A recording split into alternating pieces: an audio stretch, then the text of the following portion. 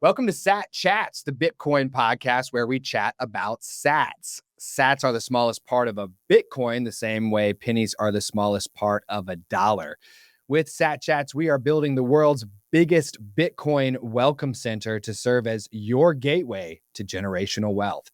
If you are new to Bitcoin, we want to chat about sats with you. Head to satchats.com to grab your slot in the studio today. I'm your host, Stuart Bitcoin Maxi, who wears prescription sunglasses to protect you from my Bitcoin laser eyes. And I'm your co-host, Chris, founder and CEO of Ithaca Hummus, proud multi-coiner, Bitcoin smash buyer. You have got to head to YouTube and smash that subscribe button right now, because if you do, and you're one of the first 1,000 subscribers to our channel, you have a chance to win 1 million sats. Million. Okay? If you're 1,001, you don't have that chance. No chance. It's gone.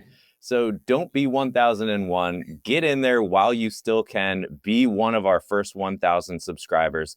The other bonus, once we hit 1,000, we're going to launch a live Friday morning, 10 a.m. Eastern Standard Time show. Today in the studio, I'm ultra pumped because we have got Evan, who did exactly like we asked in the intro to our show.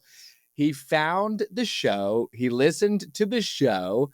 He went to satchats.com. He grabbed his slot in the studio. It ain't that hard, y'all. It's literally as we say, right? Yeah. So Evan is a Bitcoiner, and I am ultra pumped up to speak to him today. He's got a Bitcoin story, right? But before we jump into that, help your fellow Satillionaires get to know you a little bit, my guy. Yeah, appreciate you guys having me on. My name's Evan. I'm 31. I'm from the Raleigh area originally. Not too many of us out and about in the streets. But I am married to my beautiful wife, Katie, and she is actually pregnant right now with our first. So that's super exciting. Congrats. Yes. Congratulations, man. Thank you guys. Yeah, we're having a daughter. It's going to be scary, but it's going to be a lot of fun at the Beautiful. same time. So I graduated from East Carolina 2015, and immediately, was staring down the barrel of a 25, 30, 35 year career. And, when I started with my current company, they had me move and relocate up to Richmond, Virginia. So I was in Virginia for 3 years, and, it kind of forced me to be super independent, right out of college, right? 22 years old, having to figure out, paying rent, going to work, cooking meals, just being an adult, paying bills, all that stuff. And, one of the big things that comes with that independence is financials, figuring out your finances and investing and all of that fun stuff. So I kind of knew I didn't want to, work the rest of my life. So I wanted to find other avenues to kind of expedite that process and get some more financial freedom. So a couple of my buddies, they kind of got into Litecoin and Ethereum, back in the early days, 2016, 2017. And, they made some money back then and sold it and kind of never really looked back. I kind of felt like I missed the boat at the time, but I continued doing that research and really learned a lot more about Bitcoin and got pretty confident in it. And, ended up buying some at the end of 2017 when Bitcoin was like $9,700. And made some pretty good plays and increased my stack, kind of got burned on a couple plays and kind of settled out. So held that ever since. And, I've been listening to you guys for a couple months now, and I've started to DCA and buy a little bit when that price drops a little bit. So I'll put in 25, 30, 40 bucks here and there. So that's interesting. So that almost sounds like a little bit, you don't have like a weekly buy. You're kind of watching the exchange rate, and when you get a nice little dip, you kind of pop it, grab some sats. Yeah, I do. Yeah. Okay. So yeah, Bitcoin was at 109 and it's dipped down to 80, and now it's 88. So so I'll kind of ride the waves down, and then when it starts correcting, I'll just kind of sit on it and wait for it to go down again. So you can do that when you monitor it and you're familiar with how it behaves. Chris, I'm going to quiz you here. We did a short stack called 3 Ways to buy Bitcoin, or it was like 3 Bitcoin buying strategies. Let's go. Yeah, I'm ready. Which technique is he taking? He's dry powder. He's hitting the dry powder. Yeah. Yes. So you do the dry powder technique where you let your fiat build up, you hit the dip, you pop that dip, and then you keep rolling, right? Yeah, and there's some pros and cons to it. If you're DCAing, you're putting money in, on a weekly or monthly or biweekly schedule, whatever it is. So you're kind of buying the highs, buying the lows, and so you're kind of, averaging out what your cost is. Mm-hmm. So when you dry powder, you're not buying as frequently, but when when the price dips and you buy, your cost basis is a little bit lower. Mm-hmm. So, the con to doing the dry powder, unless you're just hammering in, a bunch of money at the same time, is over time, the DCA method, you'll have a bigger stack just because you're recurring your buy instead of waiting for it to dip down a good chunk. So, there's pros and cons to both, but life's also getting pretty expensive. And now with a baby on the way, you gotta, kind of, put your finances where it makes a lot more sense. So, yeah. So let's walk through your story here. You found Bitcoin because you were confronted with the multi-decade enormity of your career, right? You felt like, just like number 5, Chris, number 10, Nick, I'm going to be working my whole life. Either it's going to be 40 years before I retire, or I may not even be able to get there. Do you feel like that looming ability to retire was what drove you? That was the biggest reason that made you search for ways to build enough wealth to kind of get out of the rat race. Right. Yeah, I definitely do. I see Bitcoin, people, in the last couple episodes have been talking about freedom and kind of what that means and how Bitcoin plays a piece there. So yeah, we live in America, so we can kind of do whatever we want. As long as you're not hurting others or this and that, so you can go to the beach, you can take a day off work, you can do this and that, you can do whatever you want. But the one limiting factor to freedom is the financial side, right? Yes. If you don't have the money, if I want to go to Hawaii right now, I might be able to do it once for like a couple of days, but I couldn't live there for a month. I couldn't go to Key West. It costs money to be able to be truly free and do whatever you want. Yes. So what do? You trade in your time at a job to make a salary, to make money, or you invest and try to outpace inflation in the market, right? Or, you do research looking at other avenues like real estate or whatever. But as you guys know, the best asset for the past 16 years is Bitcoin. So Bitcoin outpaces the market, outpaces inflation. So, yeah, so that's the answer for me. So I'm hoping, it's funny. My dad, he's worked for the town of Cary for 29 years and he retired in 2020. And I kind of joke with him that in the next 10, 15 years, maybe I'll be retired with him. We'll be going golfing, while everyone else is working. So it'd be pretty cool to retire early. And I think Bitcoin's probably a really good avenue for that. So fantastic. So you had a problem, drove you to Bitcoin. I want you to talk to our Satillionaires about the learning experience for you. Well, as Captain Michael Saylor says, you're on a need to know basis with Bitcoin, right? So if you're doing really well and you're not really, your back's up against the wall, you don't really need to know about Bitcoin because you're doing good in the current financial system that, you're in the game of life that you're already in. So people that kind of want to break that mold and kind of get out and do their own path, you kind of have a need to do a little bit of research and kind of look into it. So that's kind of what it was for me. Again, I was up in Virginia for 3 years living by myself. So I just watched a lot of YouTube videos and, listen to podcasts. Those were a thing back in 2017, 2018, but yeah, I watched a lot of videos. So just learning the basics, blockchain's, a daunting word for a lot of people, but you guys say it's a spreadsheet, it's a ledger that's distributed digitally. That's what it is. Yeah. And then, you kind of learn about Bitcoin from there. So Bitcoin, is a program on the blockchain developed by Satoshi Nakamoto, designed to be that peer-to-peer electronic cash, right? And then lowercase b Bitcoin is actually the units of account. So capital B Bitcoin is like the network. Lowercase b Bitcoin, like if you're writing it out, that's like the coins themselves. So a little differentiator there. But yeah, it just kind of drove me to learn about it. Again, just wanting to reach that financial freedom. And I thought Bitcoin would kind of be the best way to do it. So were there any aspects of it that were hard for you to understand that you really struggled with? Or was it more about listening and repeating and kind of unlocking over time? It's like, that's right. Okay. That makes sense. That makes sense.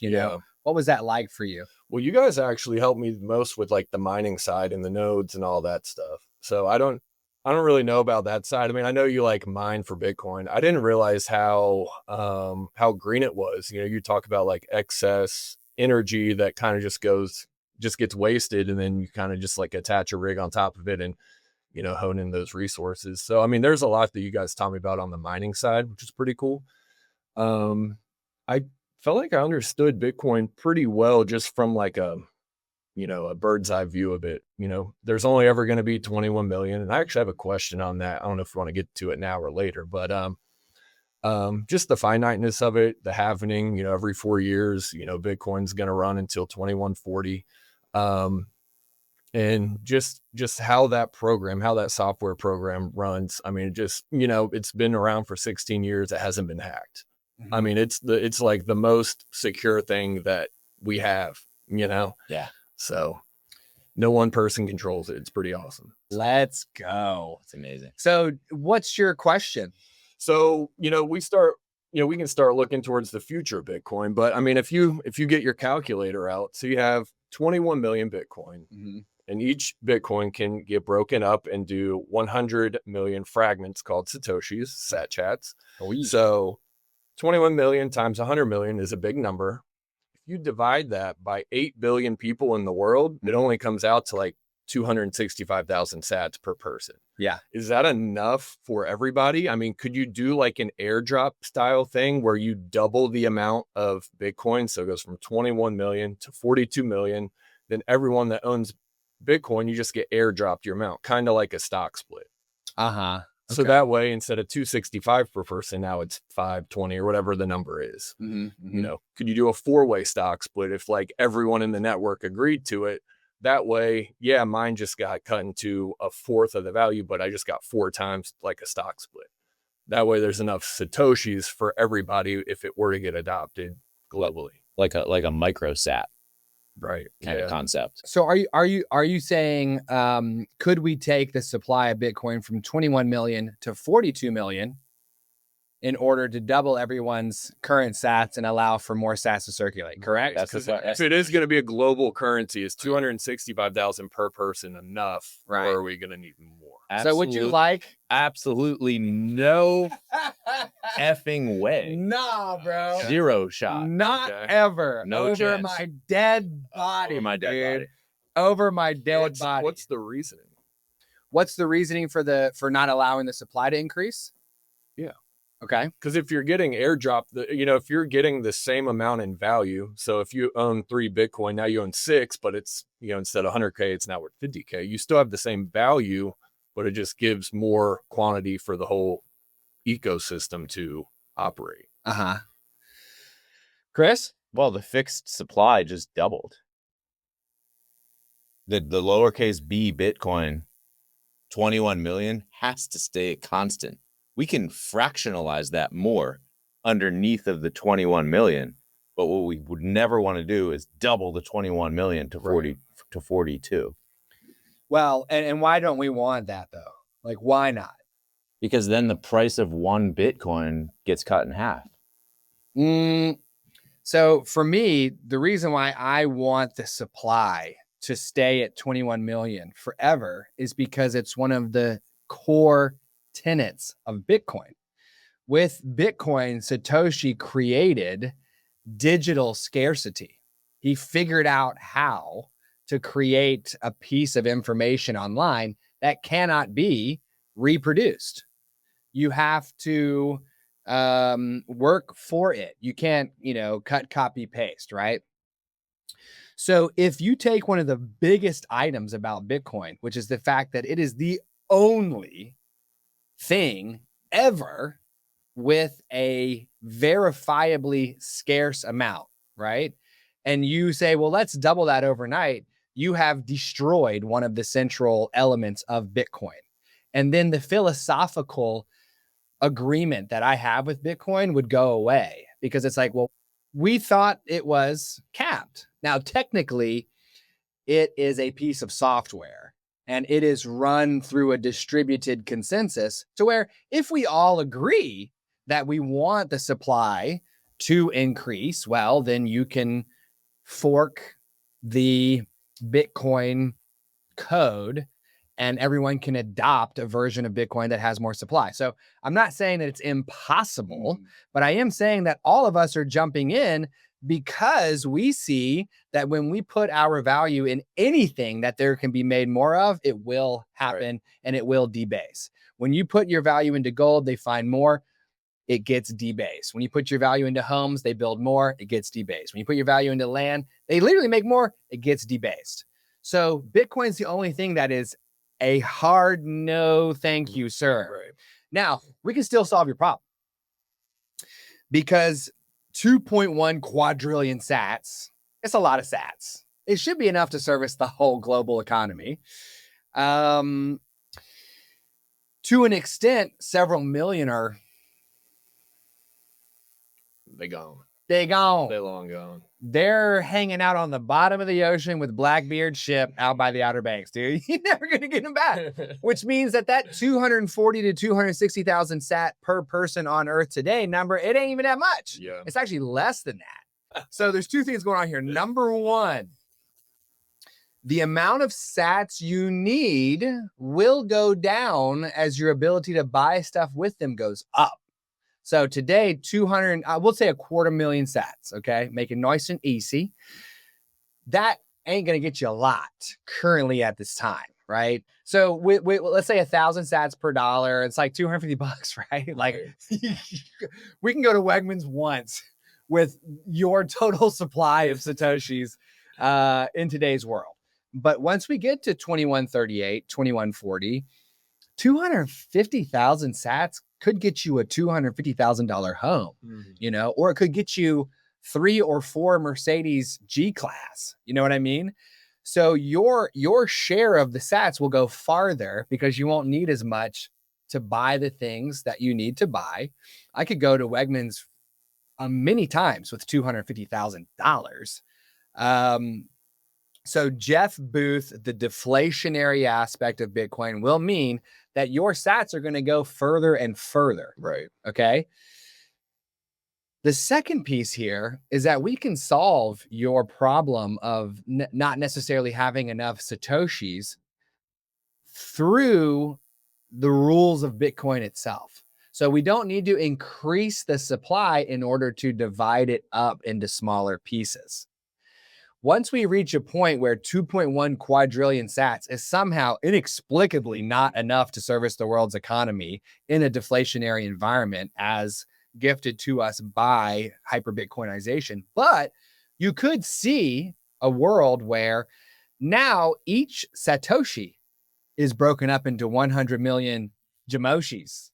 You know what I mean? Like, and so then you're like, well, actually, this coffee isn't 7 sats. It's 7 jams, you know, or I think on the Lightning Network, they're using the term micro sats, where you have that little kind of strange U with the long tail. It's like, it comes up like that. A Yoshi Satoshi. A Yoshi Satoshi. There you go. Right. Yes.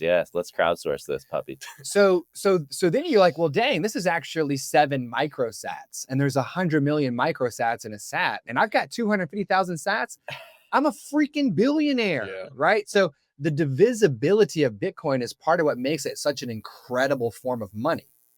Yeah, I didn't realize that you could divide those 7 or the 100 million Satoshis into a smaller unit than I thought Satoshi, was the smallest unit. So I didn't know that you could do a micro Satoshi and kind of keep going that way. I thought you'd have to increase the supply in order to, I think, be able to accommodate everybody. In fairness to that question, and my initial answer to it was like, well, the value of each Bitcoin, that wouldn't matter if you're like zapping it out to everybody and you're holding them constant. But to your point, like it just defies the founding principles and the unique proposition that Bitcoin is built on to add more to the supply. Right. And in a world or in a protocol where you have the choice, like we could either add more top line supply or we can continue to divide it down. The obvious choice is to just divide it. Right. Yeah. Yeah. Okay. I didn't know that. Yeah. But we grew up without Bitcoin. So we can only, I mean, we all start off approaching Bitcoin from a dollar perspective. And the dollar can't do what Bitcoin does. You can't take the penny and then make 100 million pieces of that penny. Nah, bro, stop playing. So then we're like, well, since we're limited by the physical aspect of the coins and the dollars, if somebody's hoarding this cash, then there may be less in circulation. And how are us regular guys going to transact? And so then like, well, you know what? Let's print more. Let's get more into circulation. Let me say that another way too. It's when you're talking, everybody wants something that they can hold. They have a big problem with the intangibility of Bitcoin. Mm-hmm. Well, the problem with something being tangible, we're seeing that play out right now. It costs more to make a penny than it's worth. It costs like 3 cents to make 1 cent. So losing money. Yeah. So there's no way to fractionalize that, which is a term you use, which I really like, any more than it already is. In fact, like we're already upside down on it. Yeah. So that's what tangibility gets you. Okay. Digitizing things solves that problem. Right. Okay. That's one of the inherent values of Bitcoin is digital. You can fractionalize until your face off into infinity. And it's not gonna, there's no cost. There's no sunk cost associated with creating a micro SAC. Yeah. That makes perfect sense. Yeah. Yeah. Solves like that. Solves that problem that hard currency or tangible currency, sorry, it will ultimately have. Just costs too much to make. Yeah, and if you're obsessed with having a money you can hang on to, like let's imagine the gold coin, well, that can be held by someone else. And they can get all of it for themselves. And then they can turn into a big fat dragon and just sit on top of it, a dragon's hoard. But you can't get it in my Bitcoin.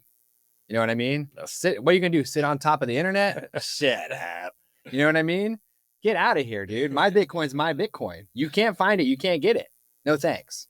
So the deflationary aspect of Bitcoin means that your share of the network will buy you more and more and more over time. And if we reach the blessed land of hyper Bitcoinization, then the divisibility of Bitcoin means that you'll always be good to go. Yeah. Always be good to go. You don't ever have to mess with that 21 million number. Not one time.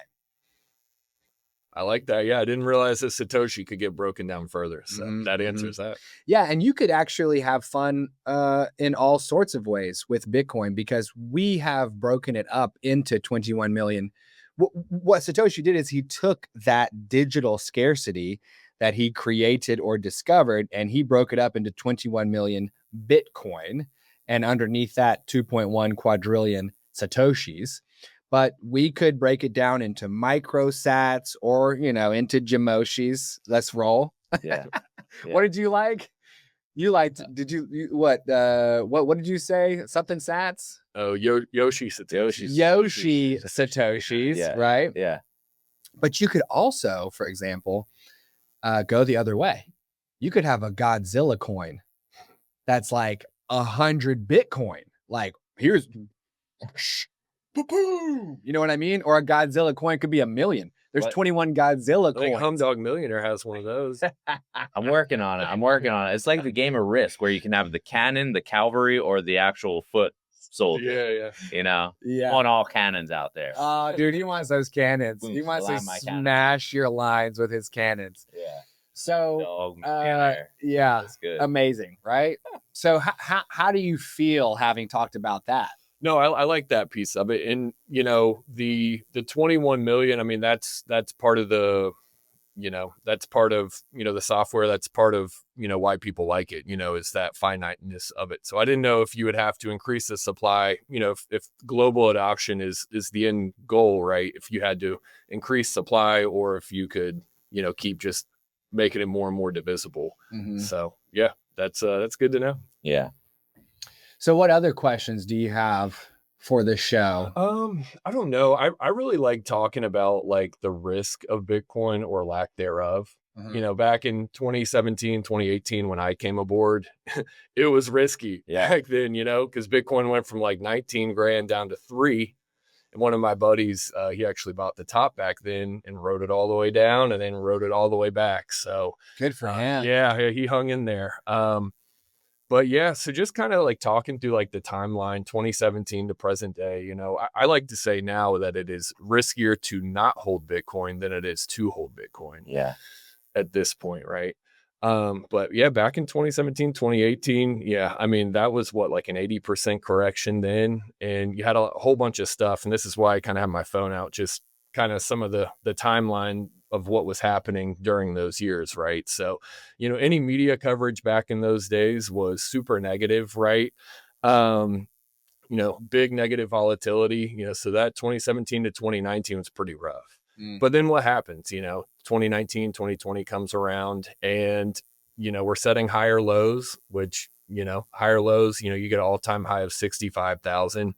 And, Bitcoin didn't go to zero. I mean, 3,000 to zero is a lot closer than 65 is to zero. Yeah. So it corrects again, 65,000 down to like 16. So you're setting that higher low. So we're going in an upward trajectory, but we're just setting higher lows along the way. Mm-hmm.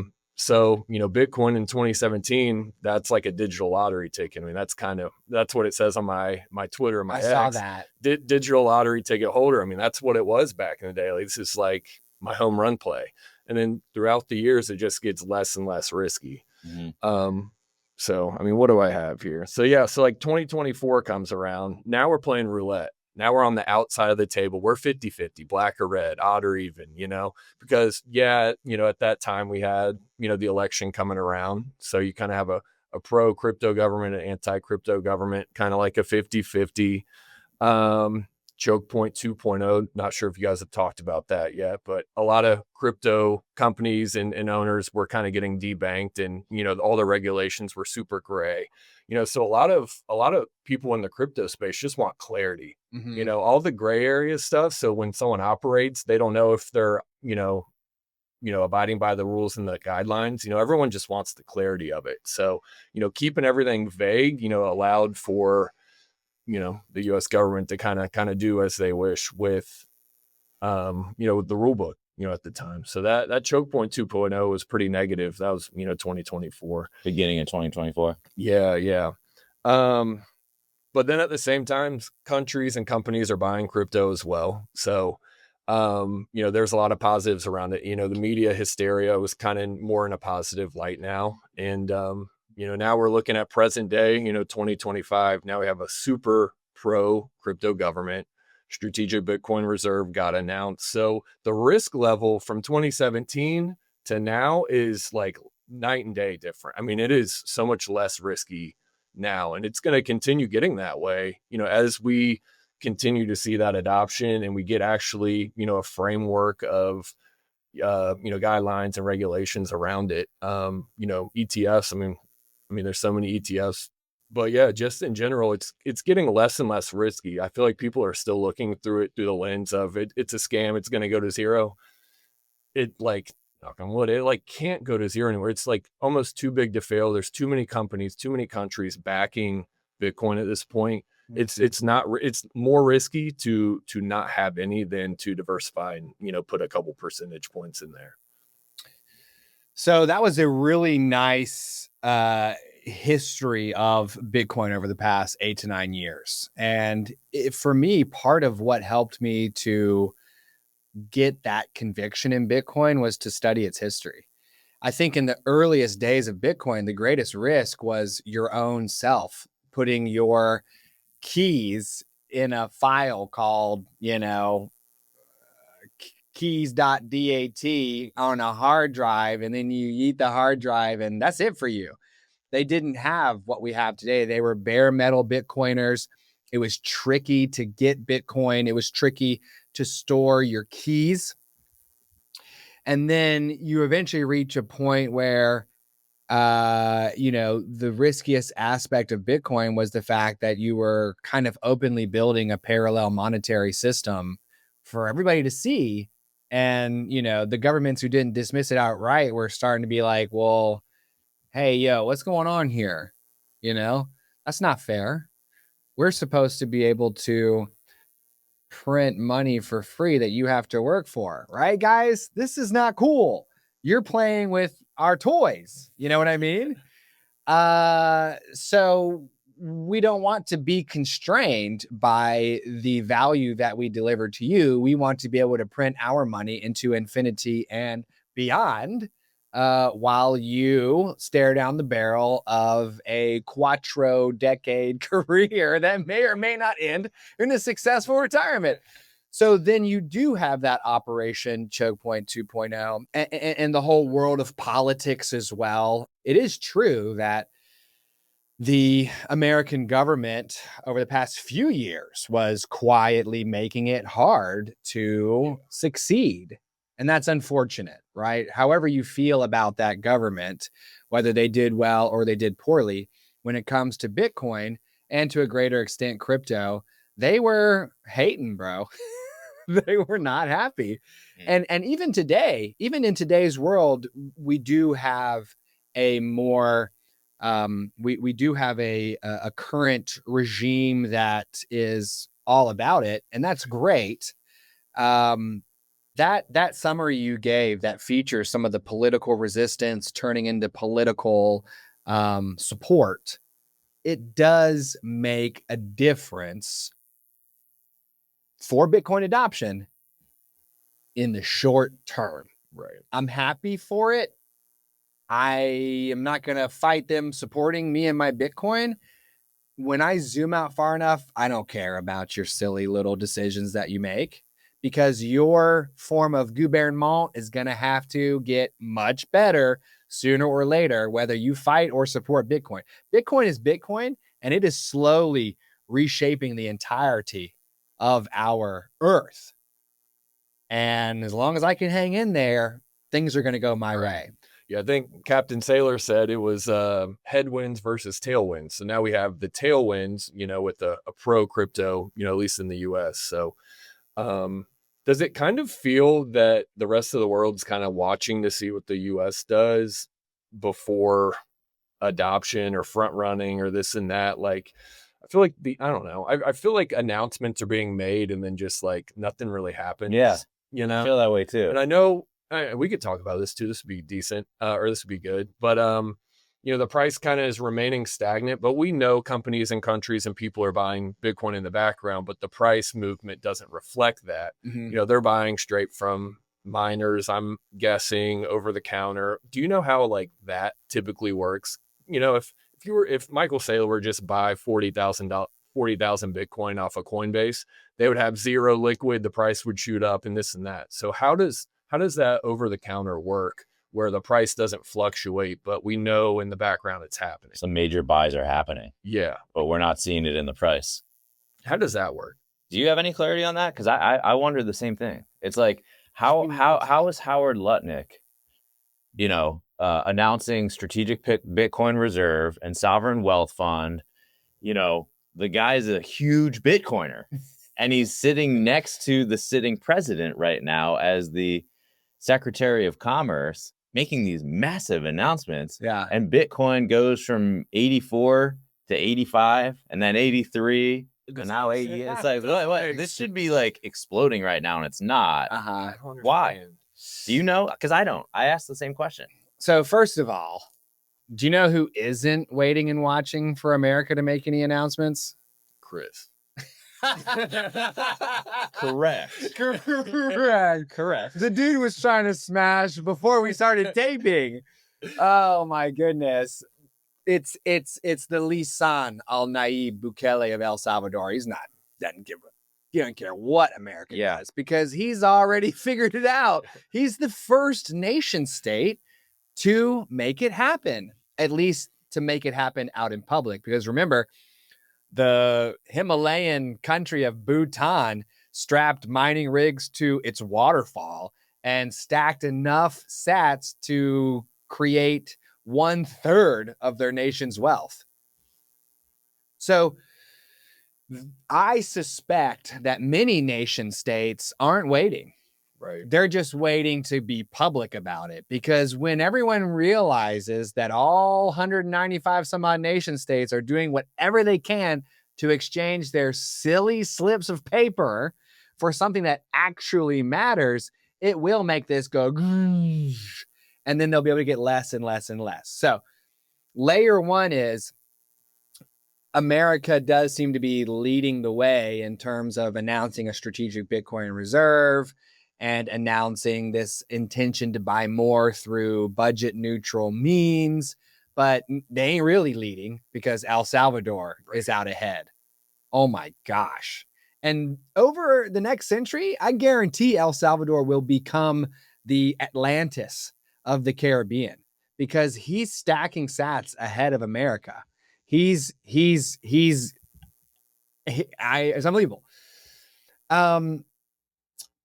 But to your point, how is this not making the price shoot to the moon? Well, guess what?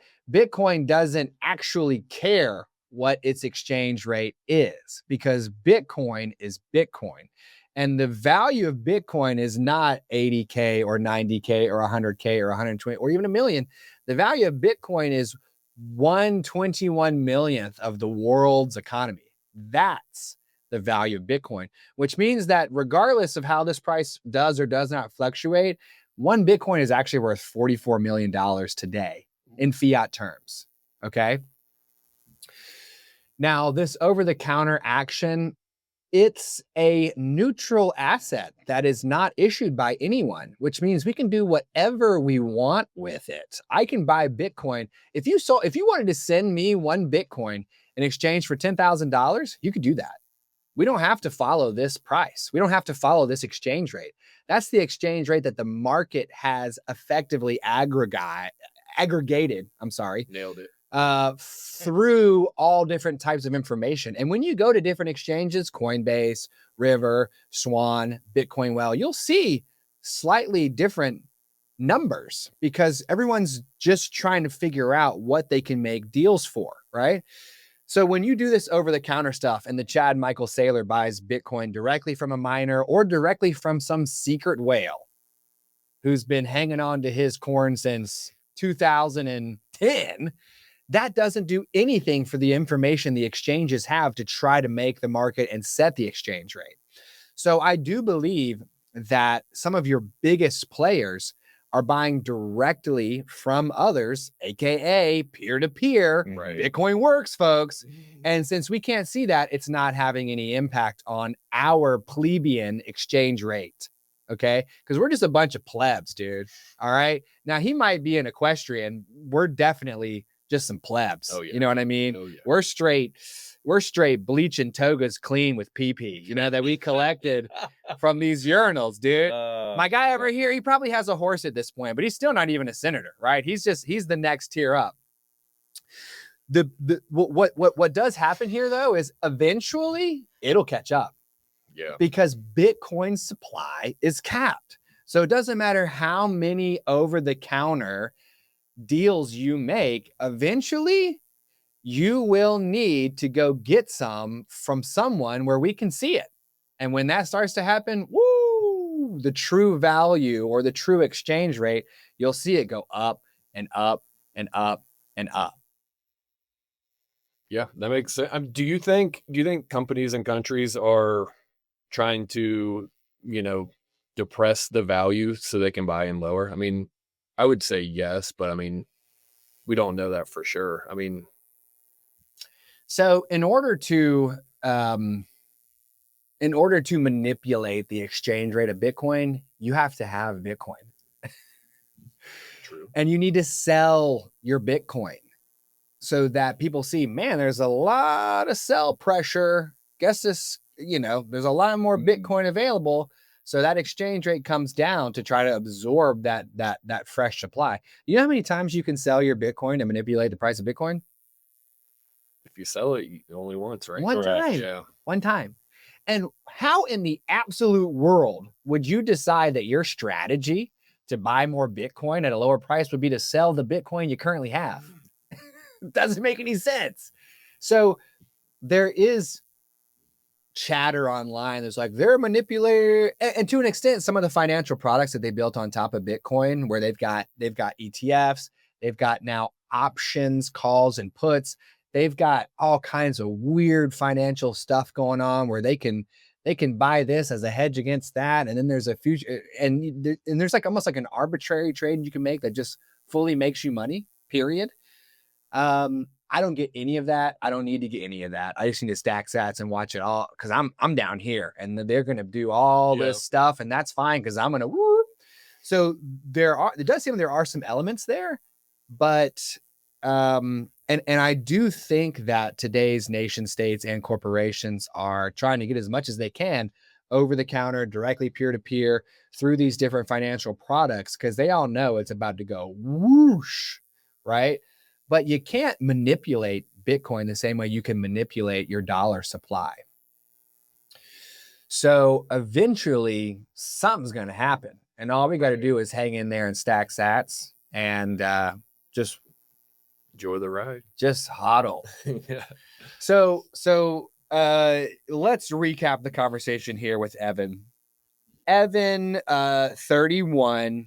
He's in on the ground floor of being a dad, dude. He's straight buying the dad coin. Oh, He's gobbling. He bought the dad going coin. to love it. And you're going to be a great dad. We can already tell based on how you act and how you think. You're going to be absolutely the man. So that's going to be a summer baby. And we love this because we do ask each of our guests to come back on how many months apart? 9 months. Every 9 months. Let's go. So when you come back on in 9 months to give us an update on your Bitcoin baby, you'll have to give us an update on your actual baby. Your baby. Your human baby. Yes. Right? Not to be confused with Bitcoin baby. Now, once you graduated from the land of those pirates out east, you saw that you were going to be working a career for 30, 40, maybe even a little bit more. And you said to yourself, the idea of working for survival doesn't necessarily appeal to me in the long term. Just like the rest of us, I think you're okay to work on something that you're passionate about and that you love. And we saw on my son Lion's episode that he envisions a world where he can focus on what he wants to focus on. He's got his little coffee shop with his video game down below, all good, right? So we all want to work. Humans want to work. We just don't want to work for our nation state to devalue us into infinity. We don't want to work inside someone else's vision. Yeah. Right. Like, dude, that's not fair. I did the work. That was my share of the network. Now the network's bigger? Nah, bro. So you found Bitcoin through that future sight of retirement. And your buddies, they did some Litecoin. They did some ETH. You thought, I missed that boat. And maybe you did, quite frankly. But you know which boat you can never miss? Bitcoin. Because it's the biggest, best boat. And there's room for everybody now and in the future. You learned about Bitcoin. You did the YouTube route like number 14, Robert. You did the podcast route. You learned more and more. You used your windshield time as a rep to make yourself better, right? And then you got the conviction. You got into Bitcoin. You did some making and some taking on Coinbase, okay? And then you eventually settled to a stack that felt good for you. And you kind of let it sit there because you're trying to hang on to it. Didn't really buy more Bitcoin on top of it, though, which is interesting, until you started listening to Satchats, the Bitcoin podcast where we chat about sats.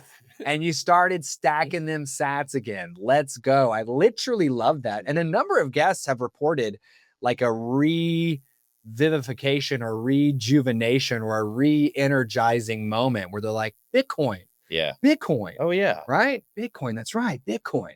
Vivification. Revivification, dude. Vivian, where are you? Come on the show, just like Evan did. Yes. So you started stacking sats again. You heard us say we're in Raleigh. Please come on the show. You literally went to satchats.com. You signed up. You came on the show. And one of your big questions was, what if we make it 42 million? What if we make it 63 million? What if we make it 84 million? Right?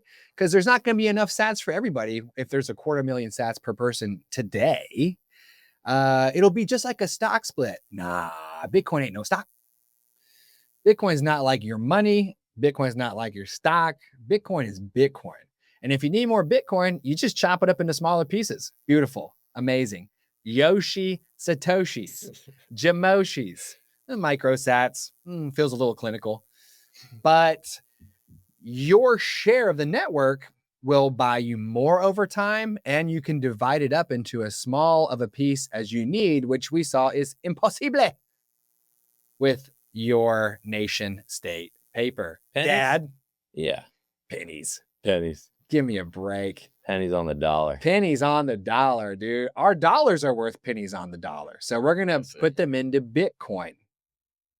And you also gave us a beautiful summary of your experience with Bitcoin, where it was risky because of that volatility and because of that nasty, nasty media coverage, and then fully entering into a period where the gouvernement was like, we don't like y'all. And today you do have some more support, and that's great. And we love that over the short term, but eventually Bitcoin is Bitcoin, and Bitcoin will tell you what Bitcoin wants to do. Not anybody else. Doesn't matter how many people they have underneath them, whatever, right? And finally, we finished with this idea of, hey, we went from bare metal Bitcoiners to everyday plebs like us stacking sats to the Chad Michael Saylor leading the corporation crusade to nation states stacking this mofo. How come Wind Moon?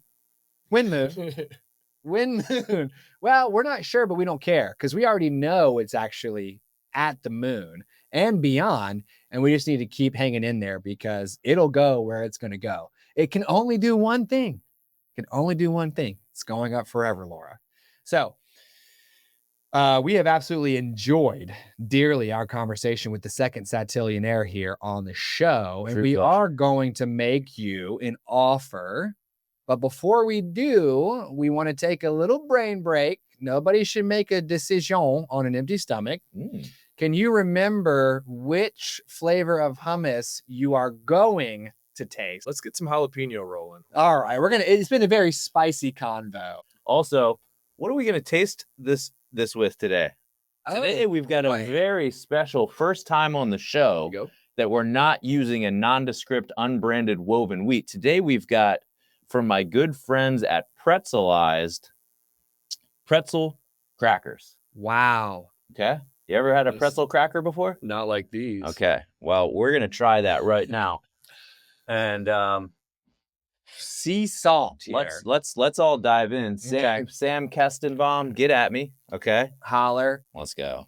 All right. So I'm going to get myself a fat glob here. I've had a couple flavors, not this one yet. Oh. Okay. This is going to be a real where treat. we land. Are you okay with a little spice? Yeah, let's do it. Right. Cheers, Guther. Cheers. Into the mic.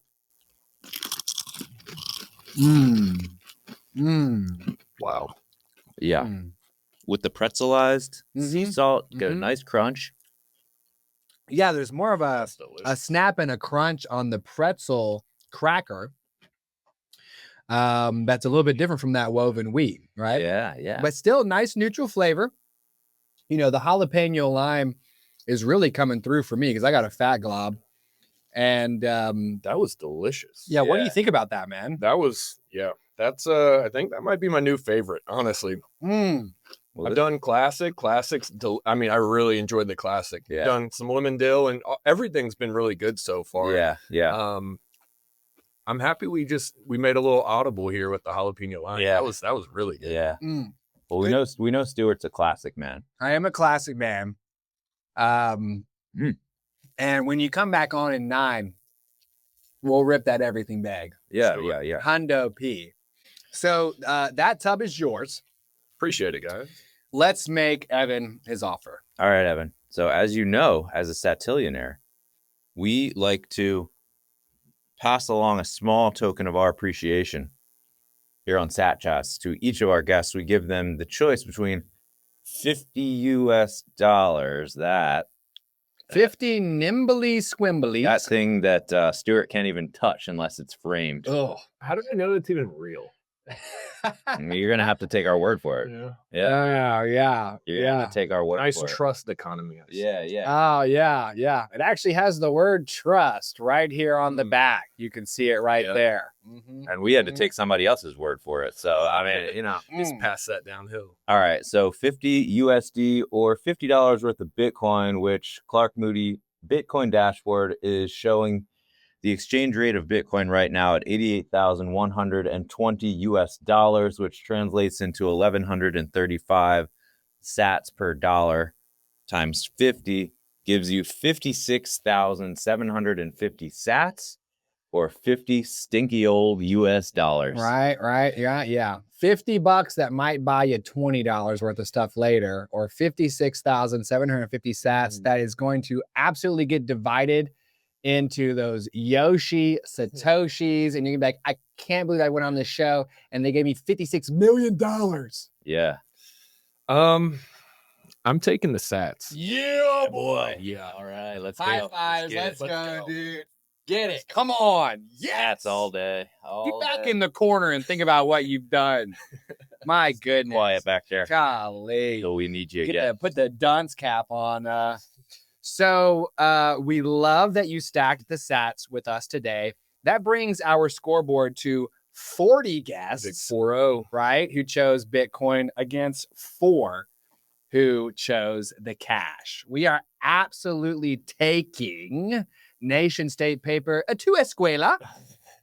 You know what I mean? Yeah. And my goal is to get us to trip dig before this gets to double. You know what I mean? I'm trying to get up to the 100 or higher before this hits the 10.